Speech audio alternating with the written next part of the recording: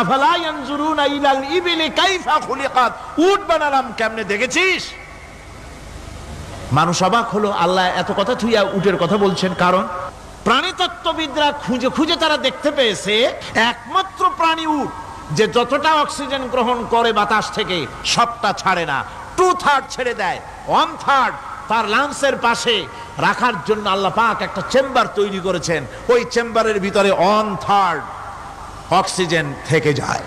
কারণ ঝোড়ো হাওয়া, মরুভূমির ভিতরে ঝোড়ো হাওয়া, এই ঝোড়ো হাওয়া যখন আরম্ভ হয়ে যায় তখন মানুষ বাঁচতে পারে না, মানুষ টের পাইয়া সব বাড়িতে চলে যায়। মরুভূমিতে চড়ে বেড়ায় উট, সে যাবে কোথায়? ওর তো যাওয়ার জায়গা নাই। ও যখনই টের পায় যে ঝড় শুরু হবে, সাথে সাথে ঠ্যাং দিয়া মুখ দিয়া গর্ত করে বালুর ভিতরে মাথা ঢুকাইয়া 1 সপ্তাহ 2 সপ্তাহ থাকতে পারবে মাটির তলে, অক্সিজেনের অভাব হবে না।